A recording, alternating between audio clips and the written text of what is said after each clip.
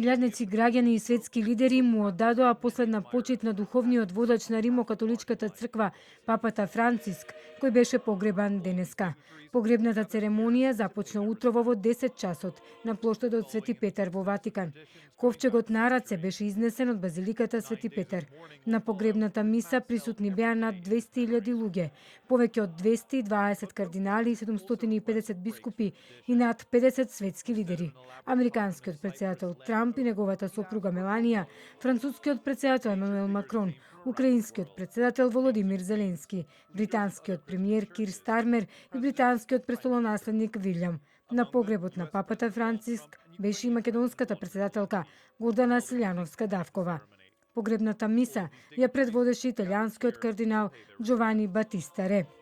Deus immortalis past. О Господе, слушни ги молитвите на Твоите луѓе и земи го крај себе папата Франциск, богат со човечка топлина и длабоко чувствителен на денешните предизвици. Навистина ги сподели грижите, страдањата и надеждите на ова време. Градете мостови, а не зидови, беше поттик што папата Франциск го повторуваше многу пати.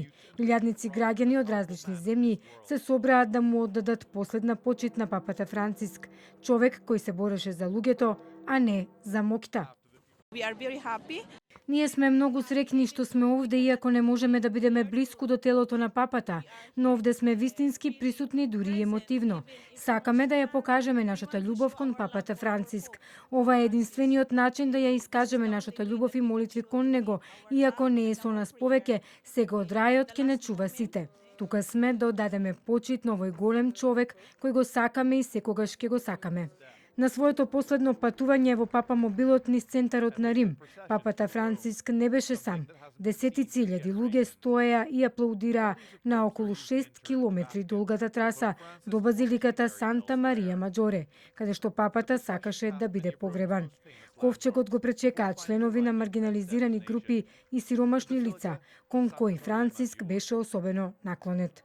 Папата Франциск имаше харизма на човек кој беше отворен и умееше да сослуша, а посебно внимание посветуваше на луѓето во неволја и неуморно се залагаше за нив.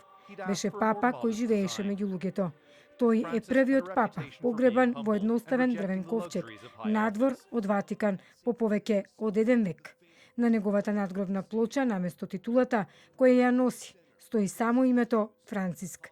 Денот на погребот го означува почетокот на 9-дневната официјална жалост, кога ќе поминат тие 9 дена, по 4 мај, а најдосна до 11 мај, ќе започне конклавата, изборот на нов папа.